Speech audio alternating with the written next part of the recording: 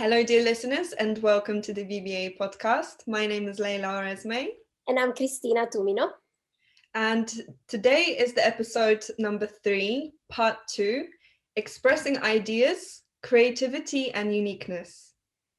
Yes, so today we're talking about expressing ideas that we kind of started this topic in our previous episode. Although last time was about more the communicative part, communication and expression in that sense. This time we're talking more about creativity, like where these ideas come from, how do we express these ideas, and uniqueness and what uniqueness has to do with it. So we actually Googled the definition of creativity, as we always like to do. And what did it say, Christina? Something... Well, of course, creativity means just as we more or less know is when you create something, when you make something original or new or unusual as an idea. But the etymological meaning is more about bringing, when you bring into being something that doesn't exist. Bringing into being. But yeah, so creativity is kind of like a mindset, isn't it? A lot of the time people think that it has to be to do with like creative work and either like painting or actually creating things physically, but it can just be a mindset that we can apply in our day-to-day, and things like problem solving and just the way our mind works, because I think everyone is creative in one way or another. I don't think it has to be limited to artistic creativity. Yes, I agree, because it's funny. I have this conversation sometimes with people when they because I am very creative as a person in terms of anything. I like to paint, create, sew, gardening, make, cook, anything. But I have people saying, "Oh, I'm not that creative," and I always say, like, "Are you sure?" Because creativity is, as you were saying, is actually a way of it's a way of thinking in some way as well. So it's not just about creating something. Like when you even giving birth is actually a form of creation. But it's as well the way of thinking in a creative way. So it can be the way that you solve a problem. So you can be creative in the way, I don't know, you put together something or you fix something, and it can be quite original as well. So as you were saying, I agree, it's a way of it's almost a way of approaching life that is quite Yeah. different than other people, because it's just the way you can think differently, originally, and it can be even in your relationships. For instance, you can be How we solve creative. problems and how we come up with different solutions to Yes, the or kind of creative thing. as well in how to actually keep it alive and I don't Yeah. know, funny and Yeah, that's happy. so true. And doing different things like scheduling dates and finding like fun things to do together. I guess Yeah, it applies to like friendships as well, and like work, how you can make your work a fun thing to do. But also I was thinking you can even be creative in the way you're organized, which is like, for example, I'm more traditionally creative. Like I'm an artist, but I can be quite erratic as well. So sometimes when I'm creating, if I'm painting or making music, my room can get a bit messy.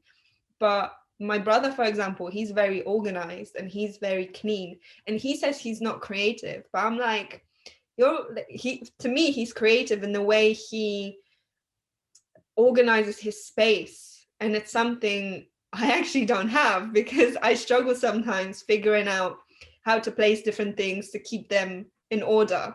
And for him, it always stays in that order. And I find that to be a very creative thing. yeah. As I said, it can be anything that you can is, as I said, is something that you an approach of to things that can be just different, original, and it can be Mm. either in the way you order things in your house, in your room, or whatever.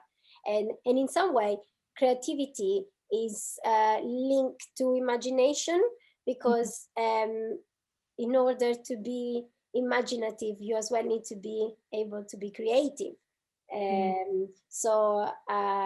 For instance, when children start to learn how to be imaginative, because it's something they start to do when they get a bit older and after a few years of life, they actually start to put in place those abilities of creativity and putting together scenarios, or I don't know, characters or situations, and how they can develop, like, I don't know, an experience, and then they can imagine their experience and then develop different kind of narratives, or I don't know.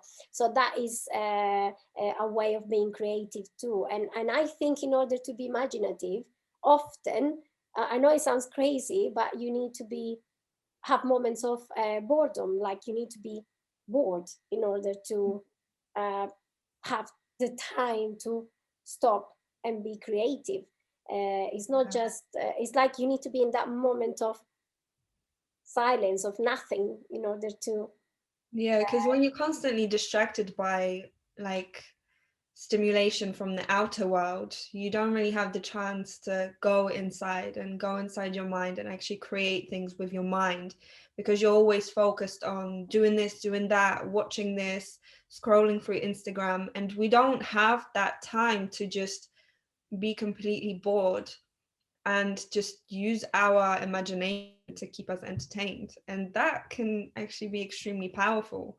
And I think it's what we have lost in this, digital age where everything is just so different and people are afraid of being bored. And actually, it's in boredom that the best things are created, because when we are kind of forced into this uncomfortable feeling, which boredom, of course, is, then we are forced to come up with something new. We are forced to come up with something that's going to entertain us. I don't know if it's forced. I think in some way, because as we said, actually, I think in one of the previous episodes, creativity is not something that is within us. It's like a kind of something is up there. Yeah. So Yeah. you just need to link into this and then kind of channel the idea. So it's Mm. more about being bored in terms of still, silent, And actually in allowing order for that to, space yeah, to yeah, connect the with that space. something. And then automatically we just connect. Actually, I Mm. don't know if you haven't watched one of these, the TED Talks, one about Elizabeth Gilbert. I always like to talk about her. She's a writer. She's the one that wrote Love, Eat, Love, and Pray, or Pray. I don't remember the right order of the words, but it's quite a famous book. They made even a movie, I think with Julia Roberts. I don't remember. Anyway, Okay. and I remember in one of the TED Talks, she talks about, because this book became so famous, that herself kind of had a kind of, not a crisis, but after the book, she thought, oh my God, how am I going to create something that's even better than this? Like, it's, it's a high expectation, it's a high thing from me. And then while she was doing research and learning new things about, I think, the next book she was going to write, she came across some ancient Greeks and Romans ideas of creativity. And creativity is more seen like, was seen by that kind of entity, like an external entity that is there. Some people can even see as a muse or something that is there. And then when you want to, when you are ready and you want to work hard and you are ready to connect, then you can connect to that entity. You can be there present. That's what she says. It's not even, she says, you just need to be there all the time in order Yeah, it's like to, you have to attend regularly because you never yeah, know when it might come. yeah, So it's kind of the responsibility of the artist to always be there, always show up. It's not about creating masterpieces every single day, but it's more about showing up and allowing for that muse, that creative muse, to actually come and yeah, inspire us, and yeah. kind of become the channel, right? Yeah, because she was saying, like, sometimes she needs to go to, like, every day. It doesn't matter. Like, she just need to be consistent every day. Be there, sitting down to do her research or write or whatever she needs to do, and it will come. And sometimes it comes even in moments that you don't even think of, because I don't know, she's like, say I'm driving or something, and then all of a sudden I have a poem or something in my head, and I just need to go and grab a pencil or something to write it down before it goes away, because again, it's not something you have in you, but it's your ability to channel that idea that is just there, and then you just need to grab it, and you, it's like you enter a kind of a flow moment, like a moment of something, and then you just need to focus and concentrate, and you just get what you get. Anyone who like who's an artist or like a musician knows that feeling. Or a writer, it like just takes over you completely, and you're like, I don't know, it's this feeling of like ecstasy almost, because it's a really weird state. And I think that always makes it quite hard for artists to deal with, like emotionally, because it's kind of like addictive. And sometimes if we schedule to work at certain times and then that feeling doesn't happen, we think, you know, we're kind of like, we're feeling down and upset. And I think this is where a lot of the, you know, like writer blocks come from, because that muse is just not coming, we're not accessing it. But so I think it's important to kind of know that it's not going to be there all of the time. It's not. And you don't even know as well, when you are creating, you don't know what's going to come out. Like, you can have an idea sometimes, I don't know if it happens to you, sometimes I have an idea and then I start to work on it and it comes completely different to what I thought, or sometimes it just come out and you don't expect anything, and it can be like, oh wow, I didn't think of this. Like, it's just, that's why it's something you channel. And Elizabeth was talking about this kind of entity, according to some of these great ancient Greeks, they were called like a genius, this entity. So she said, it's not the people back then, it's not that you were a genius, like you as a person, but there was this genius that was next to you. So it's not, you have, it's kind of, it's a big responsibility actually to think that you are the genius and you always need to be there delivering, while in reality, when you realize that it's not you but your ability to show up or to connect, etc., then it's different, because then it's not you but it's this genius, this kind of entity that that gives you these ideas or whatever that you can create. And influence in inspiration. The word genius is interesting because it links to genie, you know, like the genie from Aladdin with like that, and he like does like wishes and everything. But actual genie is linked to jinn, which in like Arabic folklore is kind of like a demon. It's kind of like similar to a demon. But so that's meant to be like an entity, and it's kind of similar to humans. So they're not all necessarily bad. You can have good ones and bad ones like humans. But then the word demon is also daemon, right? So, you know, Dante, his kind of daemon was Virgil, and that was his kind of, you know, like inspiration, someone he would go to get advice and get ideas from and everything. So there's like a repeating pattern in these things where it is like an outside entity. Actually, Plato as well talks about kind of how do you say, demon? So because it's not demon in terms of like it's not devil. It's like an entity. It's like a outer inner world entity from the inner realm that they contact. And I think originally the word was daemon, and then it was changed to demon, and then later on it was assigned to the devil. But I think it was because, well, I'm not 100% sure, but I think it's because then after all, like, you know, religions and stuff came over, and they were not really much into like esoteric things, and they started to see more as a esoteric thing rather than actually a guide to help you or something like that. Well, a lot of esoteric practices were kind of banned by the church throughout the time, so all these things got kind of lost. and they were kind of deemed as evil. But actually, when Yeah, you trace indeed. the origin of them, you know, there's a lot more deeper meaning to them. And Although I think esoteric can be a bit more like a negative connotation rather than like more like mystic as well, like that has more a positive connotation. So it's more like a mixture between like positive, good, like guidance, something kind of.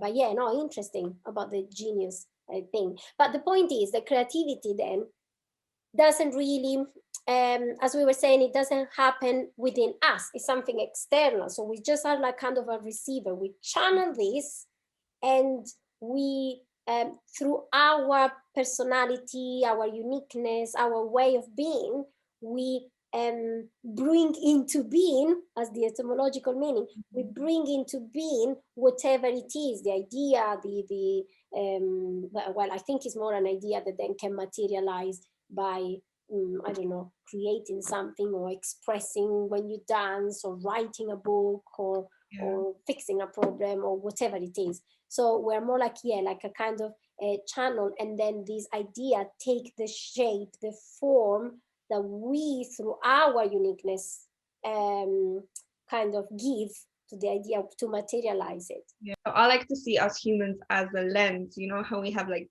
different color lenses and we shine a light through them. So the light is always the same, it's always pure. But when we have a different color lens, the outcome of the light is going to be depending on the color. So it's the same with us, you know, we are all unique and different. So whenever we channel that inspiration, that creativity, whatever comes out is going to be influenced by our own uniqueness, by our own individuality. And I think Like, and what makes actually, it so special about us. you know what you were saying, I really like this. You were saying that we are like, the light goes through this kind of Lens. lens. When you say that, in my head came like a kind of diamond, and diamonds are quite rare and unique.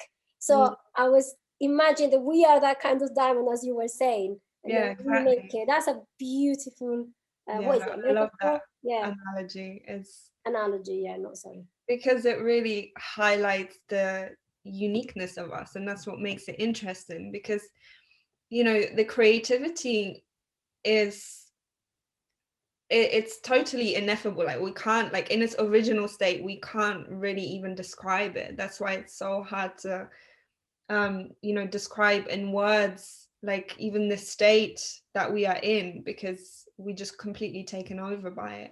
But our uniqueness is what gives it shape. It's how we understand it and how we actually process that information and make it into, whether it's solid objects and, you know, different ideas and businesses and things like that. You know, this is what is so unique about us. It's our uniqueness. But yeah, that's the thing, that we are unique, and that's something that I don't know if it's the same with you, but I have the idea that I have this feeling, perception that often people don't really know what being unique means, like really, like the fact that we are unique in anything. I know we said this in a previous episode, that the way we actually the way we are physically, because we are physically, there are so many ways that show and that prove that we are unique, but as well in the way we feel is not the same as somebody else feel, even if they are in the same exactly situation and having the same experiences, and I don't know, from the same parents or anything. It's not going to be the same thing. The way I feel, than the way, it can be similar but not the same. And the same is with the way we think.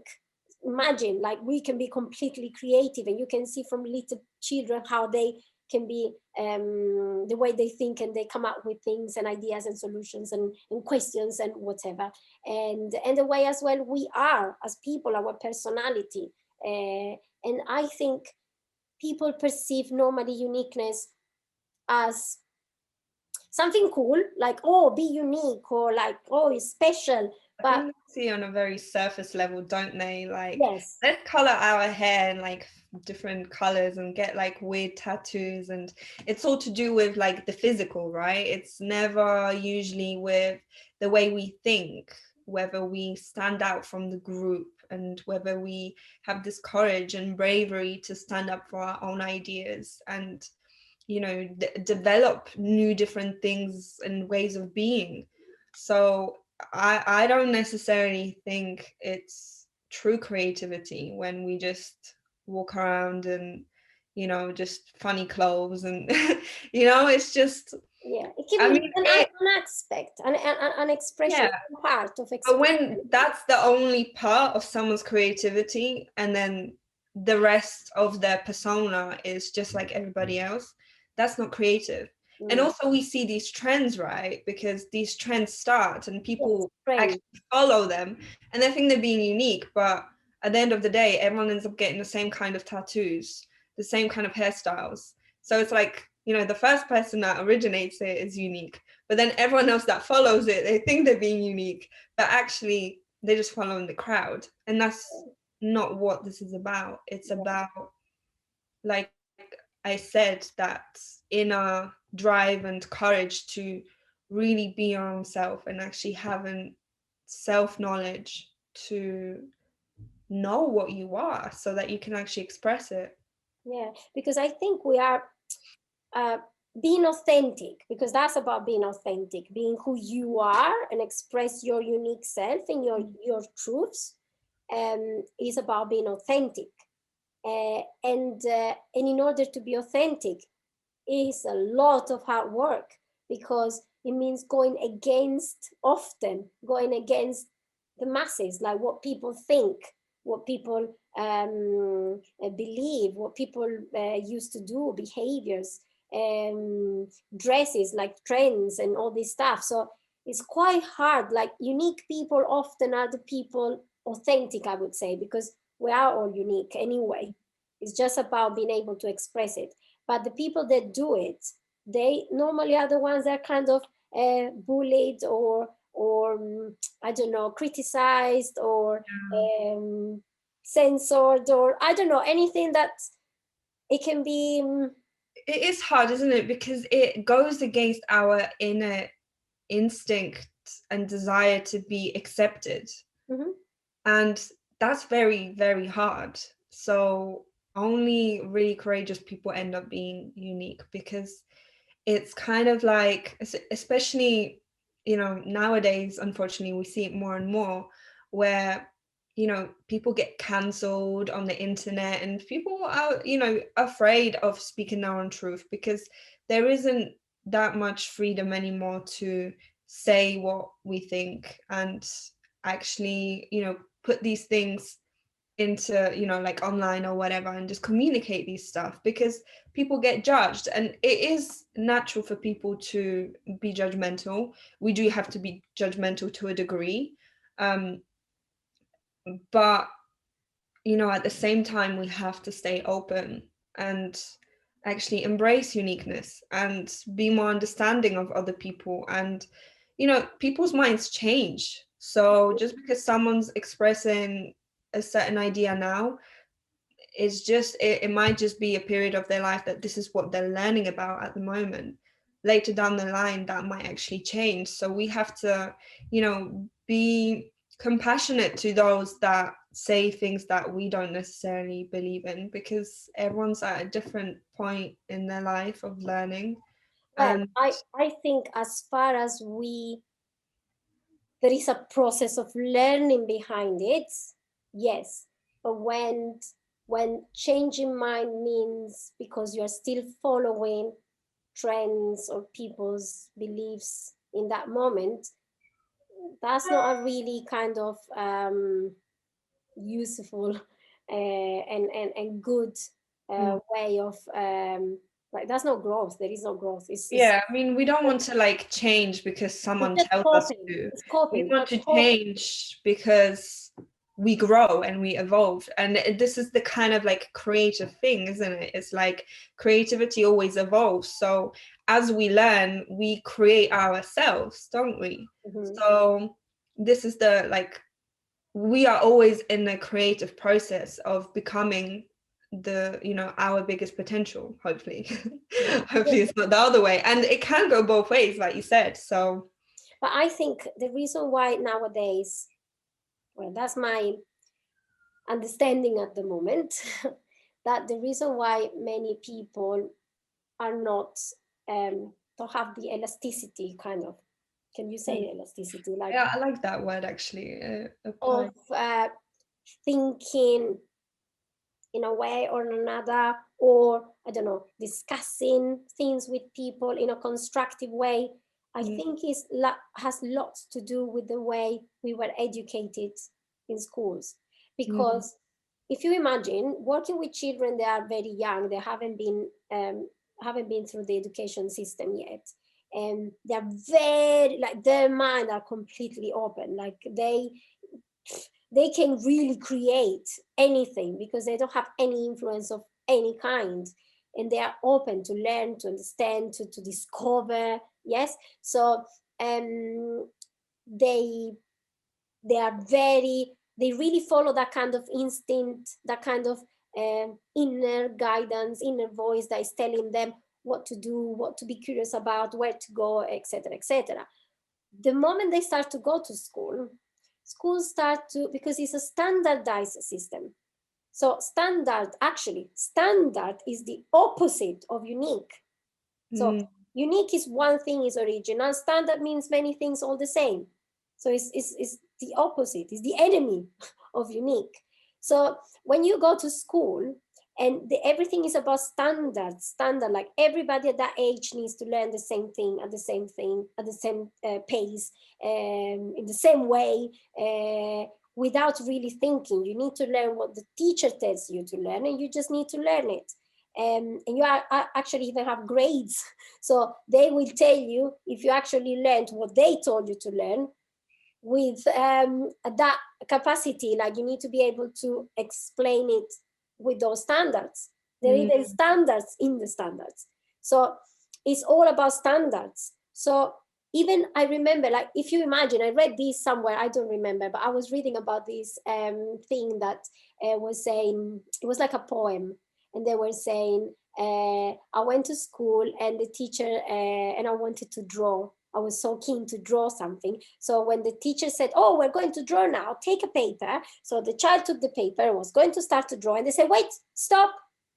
Today, we're going to draw a flower. Okay, stop. The flower needs to be red because we're talking about, I don't know, this specific topic. Okay, a flower and red. Okay, stop. But the flower in red needs to be according to this technique because we're learning this technique. Okay, and the flower needs to be this way. So at the end, after being always told what to draw, how to draw it, what colors to use, or whatever that they tell you, it's not you having the freedom to choose. After I don't know how many years, they come and they tell you, okay, today we're going to draw, and they give you a piece of paper. The child is there waiting for instructions. The child is not there like ready. Okay, well, I'm going to do this. Oh, I have this idea. Let me think, and I start to draw. So schools train us to think in a certain way, to do things in a certain way, to depend on somebody, on what to tell you to do, when to do it, how to do it. So it's not about you being kind of supported in your way of doing, in your creative way of, I don't know, expressing something. And I think that creates lots of, it kind of stifle as well the way of thinking, like your creativity in terms of thinking or solving problems. Because yeah, just in life general, that's really sad the way you explained it. I've just kind of just hit me, to be honest. It's like it just it, kills the spirit of like of a human, you know, that real kind of creative like ability that we can access, and it just almost puts them into like this box, so Mhm. they can't go through like what's beyond, and that's very sad. And I actually remember art lessons in school. I took art as a GCSE, and I do remember, you know, I was good at doing what I was being told to do, but I never enjoyed it as much as I am enjoying painting now, when, you know, I'm really inspired by, you know, whether it's life or my spiritual life. And that's what gives it life. That's what gives this art life. And And it's your yeah. way. It's your way. It's Mm. your way to create it. The way the way you want to express it in any possible, emotionally, mentally, in any even with your body. I have a friend of mine that she loves painting as well and creating things, and she likes as well to paint with her body. So she used her body to actually paint. Rita, I don't know, you haven't met her, but she's very creative in that sense. So it's the way that we that's the thing, that anything that's standardized, anything that's about group, anything that is about collectivity, actually is a threat to uniqueness, because we learn, when you go to school, we learn to actually don't be original, to don't be creative. You learned to be what they want you to learn to be. And I think And it's that's a sad big, because, yeah, yeah. it's a big problem, because it's not just sad, it's actually a big problem, because there is a reason why we are unique. Oh yeah, I think it's like a fundamental point of life. Mhm. I mean, it's, you know, it really is, because we are all on this earth for a specific reason, and that reason is completely unique for everyone.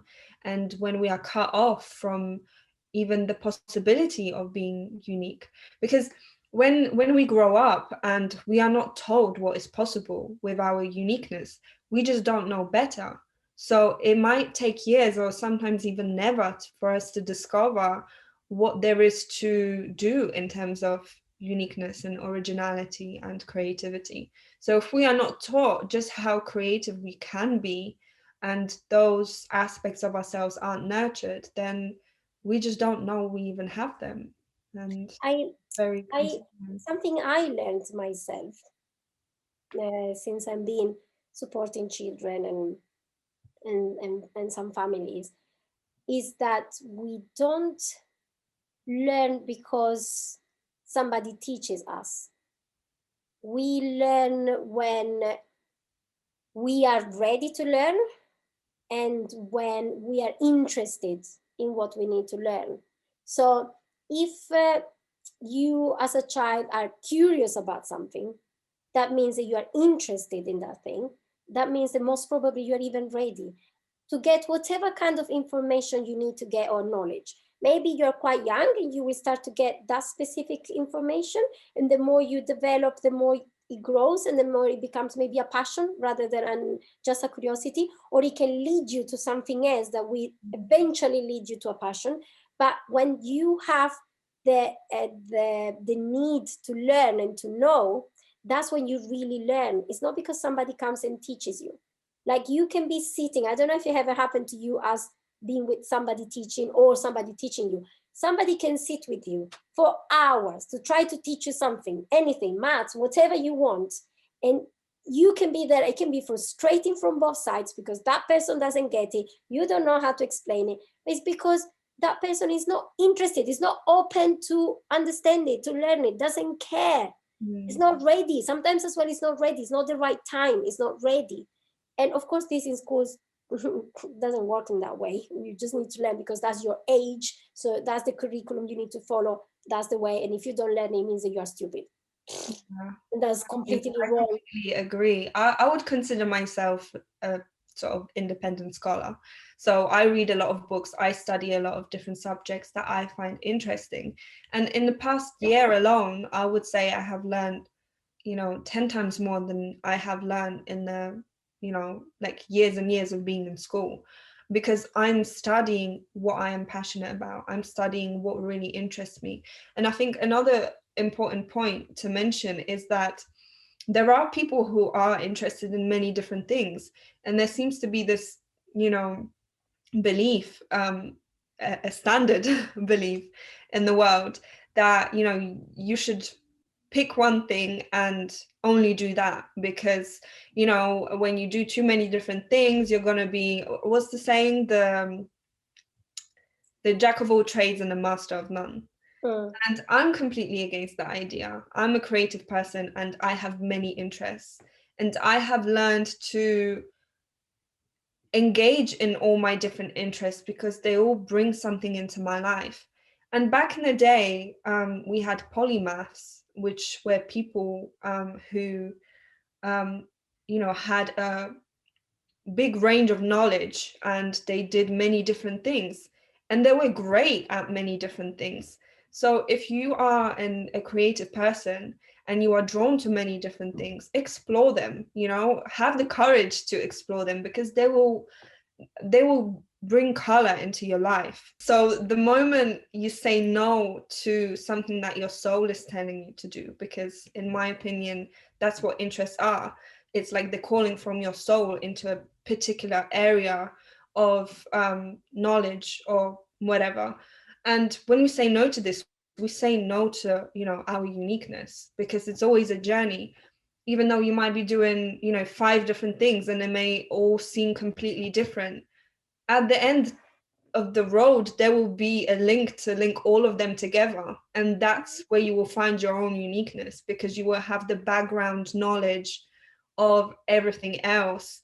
And even though it might not be perceivable by others, it will infuse your whole life, your whole being, and it will add depth to your character.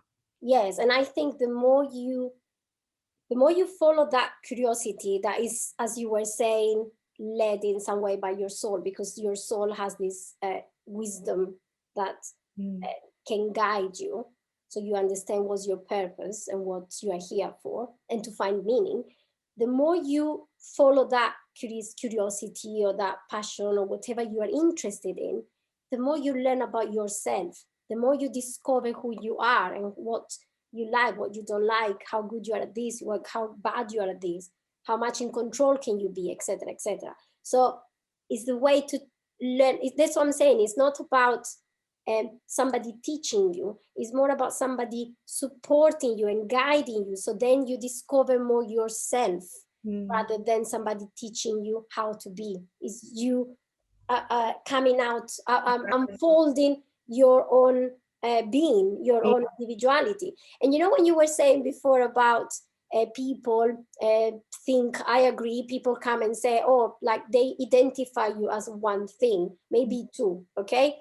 And again, this I think comes from schools, because in schools, even if you think of the idea that in a school you have subjects to learn, so like in a factory, I remember Sir Ken Robinson was talking about these things in about the paradigm of education or something like that in a TED talk. And not only him, because there are so many other things you can learn about this as well. Even John Taylor Gatto, he's an American, was a school teacher, and very interesting information in his books. But the point is that because it's more like a factory thing, yeah. So everything is divided in sections. So classes, and where children are divided by age, subjects where you just studied that subject. So there is not a link about everything. Yeah. So when you learn about geography, you just have to learn about geography. You don't even know why. Well, because you need to know in case you want to travel the world, maybe because the teacher is telling me, maybe because I need to have a good grade. Geography is related to history, and history is related to, I don't know, politics, philosophy, etc., etc. Everything, in reality, everything is linked. Even when I teach like a little 4 years old, and we're talking about, I don't know, honeybee, that can be linked to so many subjects. It can be linked to maths, because you can talk about, well, with little children, of course, you will be talking about numbers and like, I don't know how many legs and stuff, but you can go a bit deeper as well, because you can talk, specifically bees, that they have this kind of communication particular way of communicating with the B dance and all this stuff. So you can start to talk about so many things, proportions, angles. You can talk, and then you will link it to maths. You can link it to geography, and then where they normally live or not. You can link it to history. You can link it to science. You can with literacy, writing. One thing is actually linked to everything. That makes me think of like the connection of maths and art, right? Because we have this like sacred geometry, and that's all to do with like numbers and perfect ratios and things like that. And then we have like that's one thing I really wanted to say about patterns, because we see all these patterns in nature, and it's kind of like, even though everything is unique, it also emerges within patterns. So that made me think, I was actually thinking about that, the idea of patterns, because it's like, like the two opposite forces, like the masculine and the feminine. We've got the creativity, which is like the chaos and creativity and things like that, and then you've got the masculine, which is the order and structure. So they actually all work together, like, and they're very interlinked. And we see that everywhere, right? We see that in nature with like the golden ratios and things like that. And maths is so interlinked into this uniqueness of the world. And even in like the Muslim culture, they have this thing where they don't paint people, they paint like patterns, and it's like it's art that has a lot of patterns, because apparently it's to kind of express the spiritual nature of things rather than the physical. So I think that's really interesting. But yeah, like the interlinking of like the different forces, because everything is like in a pattern, even though we are unique, we all have like, well, most of us have two hands, and like it's a pattern. But it's so unique. Pattern, it shows this like creativity of God, that even though it follows a pattern, it's still completely unique, and that just blows my mind, to be honest. It's true, actually. Yeah, in some way, when you are talking about God's creativity in nature, it's like it's quite interesting, because there's like a kind of intelligence thing behind things. Even the way we work as machines, we're kind of perfect, although we're imperfect. But we are, and as you were saying, in patterns, still we physically can see in many ways that we are very unique. It doesn't exist another Layla in the world. It doesn't exist another Christina in the world. Like from our fingerprints, even I checked because I talk about this in my book. By the way, I finished. I just need to look for a publisher, or anyway, find a way to publish it. But it's interesting how even like the outer ear of one ear there's not one exactly the same in the whole world. Even your other one, like they are completely unique. Even the lips, your eyes, your retina, your do you say retina? Yeah, okay, I wasn't sure. Your the way you walk, apparently this is normal in police people and stuff, that if they need to find for someone and they had like a recording of the way they were walking or something, they can find the person, because apparently the way we walk is completely unique. You can tell so much about someone when you look at them walk. It's so crazy. It's a fun experiment to do. If you're bored sometimes, sit on the bench and just watch people's walks, and you will know so much about them. It's insane. It's absolutely insane. But I also wanted to talk about because I think in creativity we are always influenced by something. It could be another artist, it could be a book we've just read, it could be something that is already been done by someone else, and that influences us. And I think it's important to highlight the difference between copying someone and being influenced by someone. And to me, the difference is that when you're influenced, it's kind of like your soul is being inspired to be more like itself. It's kind of like a reminder to your soul. You know, it's like a spark of like inspiration. So influence inspires Mhm. to you to be more of yourself, Mhm. whereas copying is denying your soul and trying to be someone else. And I think this is important because it's absolutely natural to be inspired by others and to, take on someone else's ideas and develop them as your own. Because, like we said, the creativity is something that happens from above. And often we will channel that same energy. We will often channel that same thing. It's just that, sometimes we as a lens will perceive it in a different way. But yeah, I think the influencing is like sparking the desire to be your own self even more. Mhm. Whereas copying, it just kind of kills it, and you kind of just put it to the side and want to be like someone else. Yeah, I actually read a book from, oh, I forgot his name. The book is called Zero to One. Mm. It's called oh, the one, the founder of PayPal. Well, this person that doesn't come to my mind, he, that's called Zero to One, is actually about what does it mean being zero in terms of unique, creative, original in business terms, because of course he was talking about a new idea, something that, I don't know, Google, Facebook, PayPal, something that is completely new. How is, how you actually, in terms of competitors and stuff, you actually don't even have competitors because it's something completely new. And the problem is that people learn, and he talks as well about this, that because of schools, people learn how to be the same, how other peoples have done something. So it's Mm. about copying, yeah? While being creative and original is actually being the zero, at the 0 point, not being at Yeah, 1, 0, in that kind of space area when we channel something and we can be unique. And that's part of coping, is kind of part of the group and collectivity and being all in the same space and thinking the same thing and believing the same thing.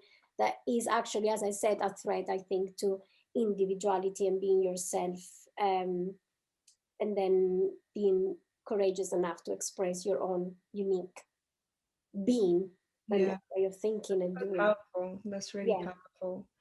Um, Okay, so I think we kind of are at the conclusion of our yeah, podcast. I think we are. As we like to complete, to finish our podcast, we like to take down the blindfolds of this episode, and talk about maybe like a little summary of what we discussed. So as a negative points, I would say that, of course, expressing ideas is a way to express your own uniqueness and be creative, but collectivity is a threat to this, as we were saying, because it doesn't allow you standardization. And if any standardized system, belief, approach, community thinking the same thing, Thing, everything that is like about, tribalism and things like yeah, anything that's like that is actually a threat for your individuality, your uniqueness, your true self. Anything that can kind of impose something on you in terms of teaching you something, where instead of being more about supporting and guiding your way of thinking, your uniqueness, your curiosity, and everything is, can be as well, can stifle our creativity, etc. And I think that copying, I mean, all this is part of being part of the group, and in some way it doesn't allow you to be authentic, and we need to be aware of this. I think it's so important to be aware of all this stuff. that. And on the positive notes, maybe on a positive note you can say. Yeah, I would say that uniqueness is our main purpose in life. So it is down to us to discover who we are so that we can express that uniqueness and kind of align with this influence and inspiration from God and, these creative muses, and actually channel that into this earth, because I feel like this is what creates earth a better place. It's our uniqueness, and it is the creativity, because we humans, we find so much joy in it, in creating, and also enjoying other people's creativity. We see that in all areas of our life. Someone will come up with an invention, and that actually helps us tremendously in our day-to-day life. And I think this is, like I said, the sole purpose of life, to express that uniqueness and creativity, and to actually bring it from the higher realms into our earth and make it a more interesting place. It actually becomes like a synergic kind of way of working, and it becomes more like what's the opposite of a vicious circle, like it Like a expands. positive, yeah, like growth, I would say. I Yeah, would say growth. yeah. So that's what I think is important, and I think the more we know who we are, the more we can be our true selves, and the more we can fulfill our real purpose and Mm. find meaning. And and I think the world, even like more than ever, needs this. Yeah. So we can finish with this. Yeah. I hope people find this episode interesting. And And we will see you in the next one. yes, okay. Bye. Bye.